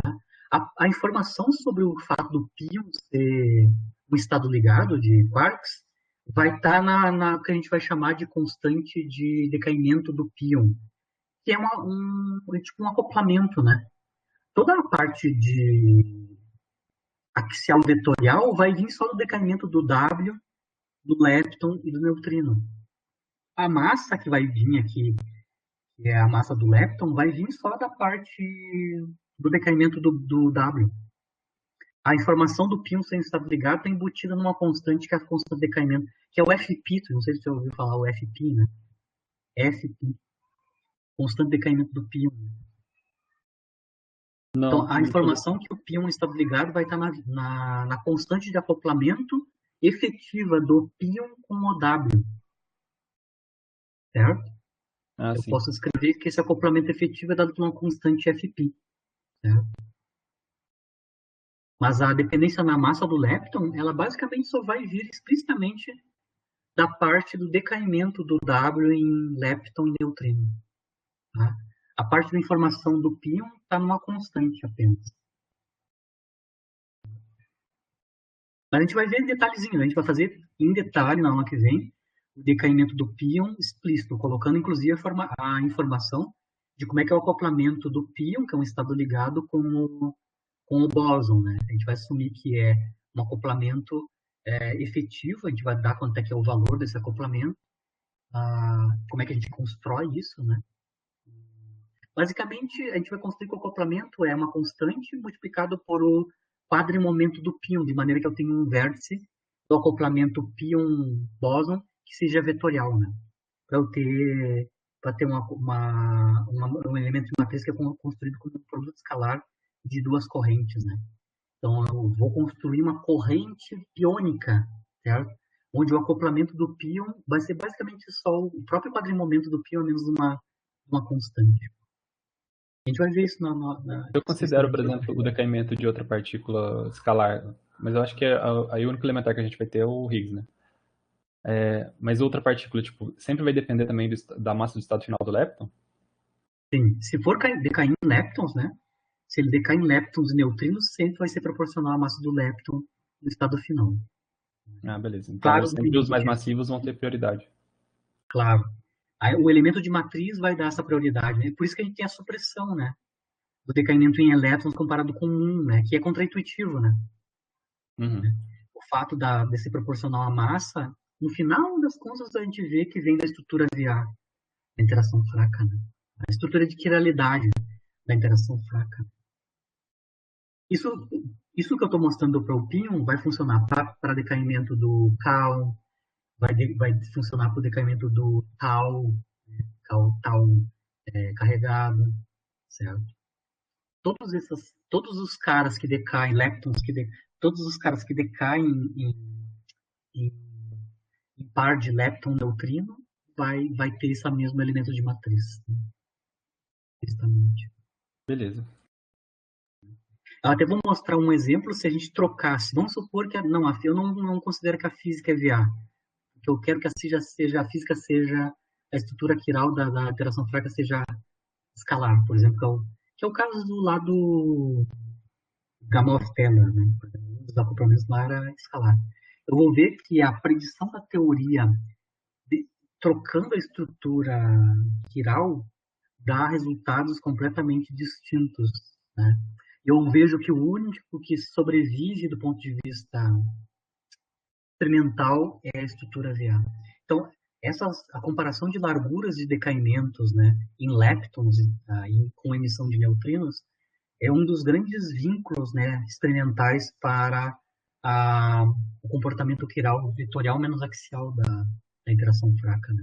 A gente pode fazer testes pesados da estrutura quiral e a única que sobrevive aos experimentos é a VA.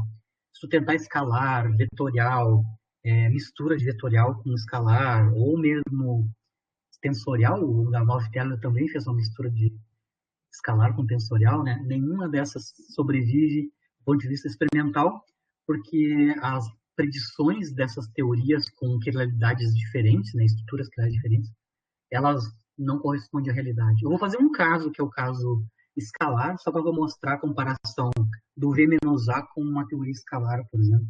A gente vê que esse dado experimental aqui da razão das larguras de decaimento, né? Por exemplo, essa daqui, né? É completamente diferente. Né? E a única que corresponde à realidade experimental, né? Satisfaz os dados experimentais, é a estrutura V-A. Então, decaimentos, em geral, dão um vínculo forte para fortalecimento, que a teoria V-A é a teoria correta, do ponto de vista quiral. Né?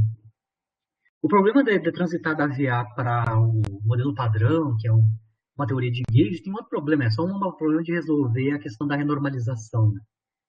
Mas em baixas energias, a teoria VA é a teoria correta, que é o limite de baixas energias do modelo padrão. De todos aqueles invariantes, né, bilineares que eu posso usar para construir a minha corrente fraca, realmente a que sobrevive pelo teste experimental é a V-A. Né? E tem que ser V-A, não pode ser V mais A, né? Tem que ser exatamente V-A. Vetorial menos a secção. Se for mais A, já dá tilt, aí já dá errado a predição teórica. Né? Certo? Beleza. Então é só para dar o cronograma do que a gente vai ver nas outras. Vamos ver então os decaimentos formalmente, né?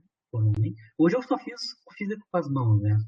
Argumentando com vocês que o lepton sai com o lepton leve sai com helicidade errada, né? Por conservação de momento angular. Certo? Ah, A gente mas vai calcular. mas essa tua física com as mãos ali, quando chegar ali, você calcule a seção de choque, né, já vai ajudar bastante.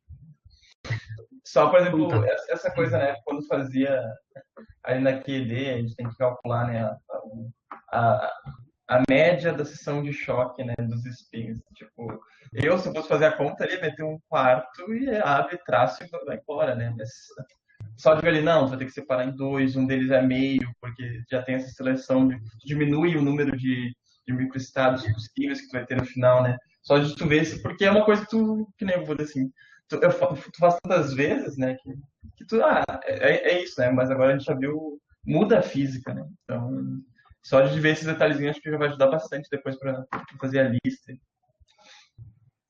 Então tá, se eu conseguir fazer muita coisa, a gente vai fazer então decaimentos, fazer as funções de estrutura de neutrinos, o que eu estou mais ou menos planejando a gente ver oscilação de neutrinos só para motivar, tá?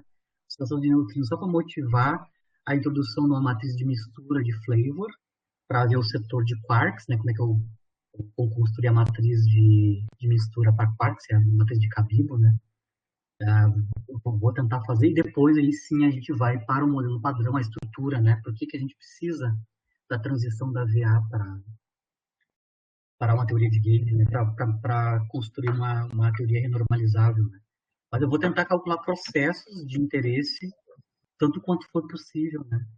E depois no finalzinho a gente faz uma coisa mais formal, né? Se der, né? Uma coisa mais formal lá sobre o mecanismo de Higgs, né? Mas por enquanto eu vou calcular explicitamente processos, né? Calcular na base de helicidade, né? Na base de helicidade. Certo? Ok. Feitoria, Beleza, gente. final Obrigado. de semana, descanso. Eu acho que hoje eu já coloco a lista de vocês, bem rapidinho, para a gente fazer exercício dessa parte até agora. Só, prof, ela tem data de entrega? Não. Você tem o limite até o final do semestre, tá? A cada mês eu vou tentar botar uma lista, tá? Cada mês eu vou tentar botar uma lista para vocês ir fazendo contínuo. São pequenininhas, são vários probleminhas, mas são contas pequenas, tá? A menos dessa sessão de choque, onde eu fiz uma parte a parte mais tranqueira eu abri, tá? Vocês vão fazer só a parte maçante, que é os produtos escalares, abrir todas as coisinhas. É só isso. Mas não tem tantos assim, tá? Não tem tantos. Beleza. É só para vocês fazerem alguma coisinha mais prática, né? Pra aplicar. Certo? Beleza, então. As notas de aulas acho que são suficientes. Né? Não precisa mais. Feitoria? Perfeito. Eu só vou ficar para a nossa reuniãozinha. Tchau. Obrigado. Logo depois eu boto o PDF já lá na aula, se já não tá. Eu não lembro se eu botei já. Logo eu já coloco o PDF. Assim que fica gravado, a gente já coloca a gravação. Tá bom?